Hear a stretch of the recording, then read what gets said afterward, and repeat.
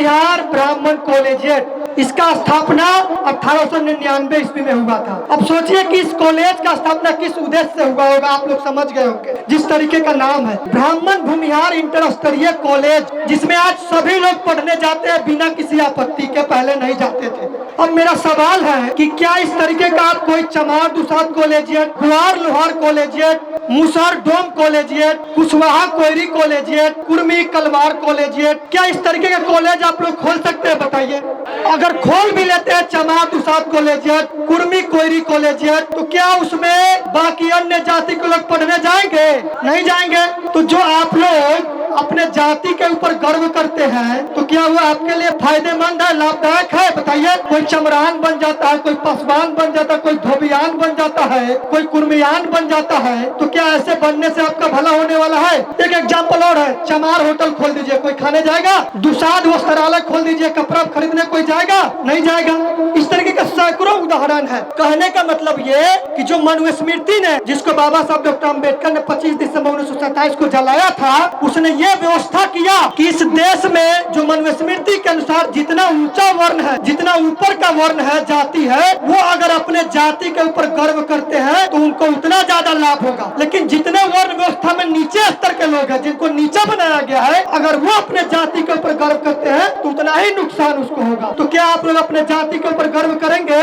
जाति के ऊपर शर्म करना चाहिए, गर्व नहीं करना चाहिए। इतना गंदा गंदा नाम आपको दिया गया है, जमात, दुसाद, धोबी, पासी, डोम, हलखोर, गुआर, लोहार, इसको नाम लेकर शर्म आ जाएगा। वो सब नाम लेता है तो कलेजा छाती को तान के बोलता है, लेकिन जब आपसे भरी सभा में पूछ दिया जाएगा कौन जाति के है, आपका पूरा मनोबल डाउन हो जाएगा। तो इसीलिए हम लोगों को घृणा सूचक जाति का नाम दिया गया और ऐसा नाम रखने का प्रावधान किया गया, आपका मनोबल डाउन हो जाए, आपके नाम से और आपके जाति के नाम से लोग पहचान जाए आपको कि ये शूद्र है, ये क्रांतिकारी। जय भीम आप सभी को। जैसा कि आज का विषय है बहुजन भाईचारा सम्मेलन, इसी पर बात करेंगे कि बहुजन भाईचारा कैसे बनाया जाए, क्योंकि हम लोग आपस में ही इकट्ठा नहीं है, एकजुट नहीं है। इसी बिंदु पे चर्चा करेंगे और बात करेंगे, कुछ एग्जाम्पल आप लोग के साथ साझा करेंगे। मुजफ्फरपुर में एक कॉलेज है जिसका नाम है बीबी कॉलेजिएट। बीबी कॉलेजिएट का फुल फॉर्म जानते हैं आप लोग? भूमिहार ब्राह्मण कॉलेजिएट। इसका स्थापना 1899 ईस्वी में हुआ था। अब सोचिए कि इस कॉलेज का स्थापना किस उद्देश्य से हुआ होगा, आप लोग समझ गए होंगे। जिस तरीके का नाम है, लेकिन आज सब लोग पढ़ने जाते हैं क्योंकि संविधान लागू हो गया। 1950 से पहले संविधान लागू नहीं था और 1899 में बना था, तो कौन लोग पढ़ने जाते होंगे? अब सवाल यह है कि ब्राह्मण भूमिहार इंटर स्तरीय कॉलेज, जिसमें आज सभी लोग पढ़ने जाते हैं बिना किसी आपत्ति के, पहले नहीं जाते थे।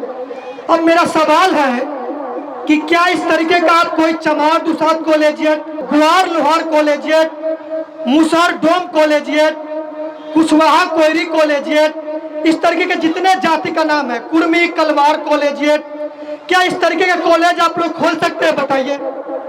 अगर खोल भी लेते हैं चमार दुसाद कॉलेजिएट, कुर्मी कोयरी कॉलेजिएट, तो क्या उसमें बाकी अन्य जाति के लोग पढ़ने जाएंगे? नहीं जाएंगे। तो जो आप लोग अपने जाति के ऊपर गर्व करते हैं, तो क्या वो आपके लिए फायदेमंद है, लाभदायक है? बताइए। कोई चमरान बन जाता है, कोई पसवान बन जाता है, कोई धोबियान बन जाता है, कोई कुर्मियान बन जाता है, तो क्या ऐसे बनने से आपका भला होने वाला है? एक एग्जाम्पल और है, चमार होटल खोल दीजिए, कोई खाने जाएगा? दुसाद वस्त्रालय खोल दीजिए, कपड़ा खरीदने कोई जाएगा? नहीं जाएगा। इस तरीके का सैकड़ों उदाहरण है। कहने का मतलब ये कि जो मनुस्मृति ने, जिसको बाबा साहब डॉक्टर अम्बेडकर ने 25 दिसंबर 1927 को जलाया था, उसने ये व्यवस्था किया कि इस देश में जो मनुस्मृति के अनुसार जितना ऊंचा वर्ण है, जितना ऊपर का वर्ण है, जाति है, वो अगर अपने जाति के ऊपर गर्व करते हैं तो उनको उतना ज्यादा लाभ होगा। लेकिन जितने वर्ण व्यवस्था में नीचे स्तर के लोग हैं, जिनको नीचा बनाया गया है, अगर वो अपने जाति के ऊपर गर्व करते हैं तो उतना ही नुकसान उसको होगा। ऐसा है कि नहीं? बताइए। तो क्या आप लोग अपने जाति के ऊपर गर्व करेंगे? जाति के ऊपर शर्म करना चाहिए, गर्व नहीं करना चाहिए। इतना गंदा गंदा नाम आपको दिया गया है, जमात, दुसाद, धोबी, पासी, डोम, हलखोर, गुआर, लोहार, इसको नाम लेकर शर्म आ जाएगा। वो सब नाम लेता है तो कलेजा मतलब छाती को तान के बोलता है, लेकिन जब आपसे भरी सभा में पूछ दिया जाएगा कौन जाति के है, आपका पूरा मनोबल डाउन हो जाएगा। तो इसीलिए हम लोगों को घृणा सूचक जाति का नाम दिया गया और ऐसा नाम रखने का प्रावधान किया गया कि आपका मनोबल डाउन हो जाए आपके नाम से और आपके जाति के नाम से लोग पहचान जाए आपको कि ये शूद्र है, ये वगैरह वगैरह। मनुस्मृति के अध्याय 2 और श्लोक 31 में लिखा हुआ है, मंगलम ब्राह्मणस्य क्षत्रियस्य बलानिवतम वैश्यस्य धन संयुक्तम शूद्रस्य तु जुगुप्सितम। इसका अर्थ हुआ कि ब्राह्मण वर्ण के जो लोग हैं उनका नाम मंगल सूचक होना चाहिए, क्षत्रिय वर्ण का जो लोग हैं उनका नाम बल सूचक होना चाहिए, वैश्य वर्ण के जो लोग हैं उनका नाम धन सूचक होना चाहिए और शूद्र वर्ण के जो लोग हैं उनका नाम निंदा सूचक घृणा सूचक होना चाहिए।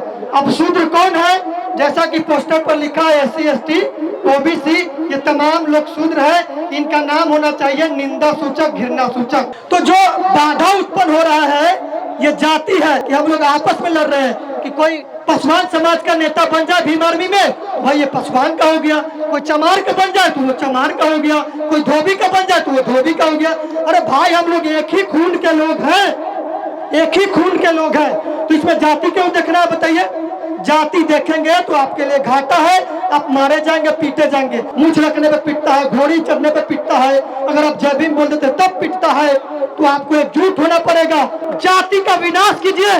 बाबा साहब डॉक्टर अम्बेडकर कहते हैं इनहाइलेशन ऑफ कास्ट, जाति का विनाश कीजिए। ज्योतिराव फुले जिन्होंने शिक्षा क्रांति किया था अपने पत्नी सावित्रीबाई फुले के साथ मिलकर, उन्होंने कहा था कि जब तक इस देश में खान पान और वैवाहिक संबंधों पर जातीय बंधन बने रहेंगे तब तक इस देश में राष्ट्रीयता की भावना का विकास नहीं हो सकता है। तो आप लोग क्या कीजिए, आपस में बेटी रोटी का संबंध कीजिए और इस जाति के बांध को तोड़ के फेंक दीजिए और इंसान बन जाइए। बाबा साहब डॉक्टर अम्बेडकर ने कहा था we are Indian firstly and lastly, हम लोग इंडियन है और इंडियन बन के रहना पड़ेगा।